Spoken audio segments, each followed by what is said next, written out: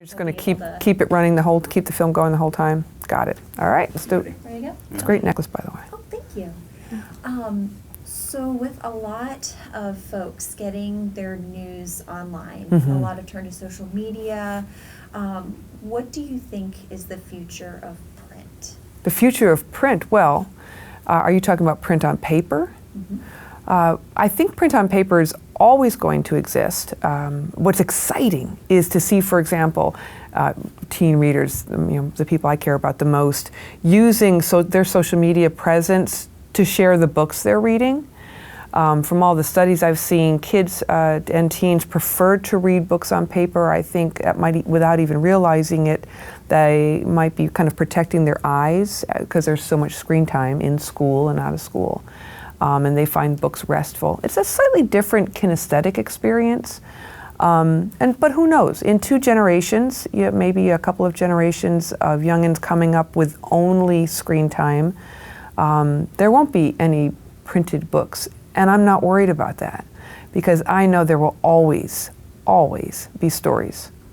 So with Indie Author Week coming up, NaNoWriMo, yeah. What advice would you give to aspiring writers, aspiring authors? Oh, thank you for the chance to have an opinion. I love NaNoWriMo. I love all this, the creativity opportunities for creativity that our kids have and that we have as adults. In my lifetime, I've never seen anything like this, and we all benefit from it. So my number one piece of advice for these adventures into creativity is to be kind to yourself, be gentle. Because the world is very busy beating us all up, and we all, especially those of us I think who are drawn to creativity, tend to be a little too self-critical sometimes. And there's no point in doing this if it's not fun. So I tell kids, think about somebody you know that you love very much who's like 4 or 5 years old.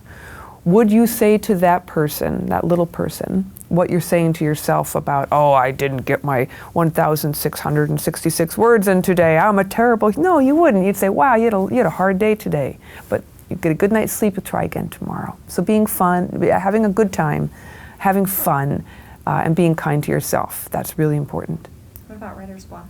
Writer's block. I should have brought my t-shirts. I have writer's block t-shirts because writer's block is something I've dealt with my entire life. A lot of writer's block is holding unrealistic expectations about where you are in your work. We read finished books. We read books that have been through countless drafts. And then somehow, often because testing culture teaches us this too, we think we have to produce finished work when we're just figuring out a first draft. So I tell kids all the time, lower your expectations. That the first draft should be a hot mess. It should be stinky. And then when you're revising, you make it a little bit better, a little bit better. When you understand that, a lot of writer's block goes away. But writer's block comes from 2 other places. It comes from the emotional pressure because you've put off your writing too long. And whenever you get into an emotionally stressed point of view, your brain chemicals will shut off your creativity. So you need to give yourself permission to write a stinky draft. You need to give yourself the time you need, especially if you're working for school or under deadline. And the third thing that causes writer's block is that these bodies were not designed to sit down all day long. So when I get stuck, the best thing I do is to go for a walk or a run. Interesting. Okay. Yeah. How about, okay, so this is going to seem a little off the wall. Go right ahead. What is your favorite cheese and why? Favorite cheese? Oh my goodness, there's a cheese they make in Denmark. It's called Tilsit, Tilsit. I used to live there when I was a kid. And whenever I go there, I just want to eat this cheese because that cheese to me is so evocative. It's an interesting thing to think about. That'd be a great essay. What does cheese invoke in us, those of us who can eat it? And for me, the taste of that cheese, which you can't get in the US, invokes layers of happy memories. I was told that you were a runner? A slow runner. Slow runner? Yeah, turtle speed. What is your best personal time? For what distance? Oh. I think they were supposed to find marathon. Oh, well, I've run 1 marathon. Okay. I ran a marathon when I turned 50. I was like my way of celebrating. And it's funny because yesterday when I was at the airport, I looked up, I ran the Marine Corps Marathon in Washington, D.C. It's so much fun, oh my gosh. and all these Marines, right? Very inspiring. And my kids came and they cheered me on, and it was absolutely delightful. And I felt like, okay, I can be 50 now. And yes, so I'm almost 56. So yesterday I looked up when the Marine Corps Marathon is going to be in 2021, the year I turned 60. That's the next time I'm running a marathon. I'll start training now. Running a marathon is very similar to writing a novel, in that it's all the training that goes into it. You know, when you go out on book tour after the novel comes out, that's sort of like the race itself, but the real spirit strengthening that goes into running long distances and writing novels happens when you're alone, and you're meeting kind of small, daily, frustrating challenges and overcoming them one by one. So I enjoy the brain part of the writing, and I enjoy the body part of the running. That's an interesting comparison. Yeah. Final question.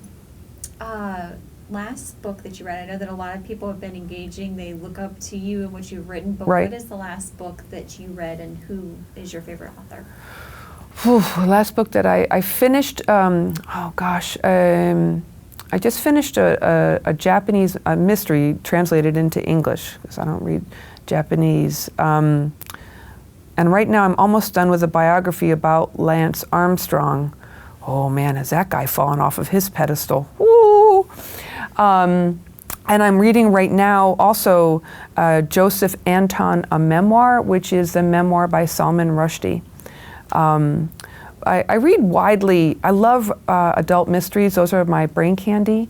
I read a lot of nonfiction. Can I just say, though, the book that I've read in the last year it's like my favorite book now of the last 20 years, The Underground Railroad by Colson Whitehead.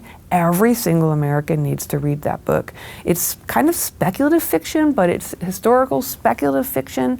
And if you know anything, or if you care at all about racial injustice in the United States today, this book will just crack open your heart. I think about that book every single day. But my favorite author in the whole world is Neil Gaiman, because I'm also a big fantasy, spec fic, science fiction nerd.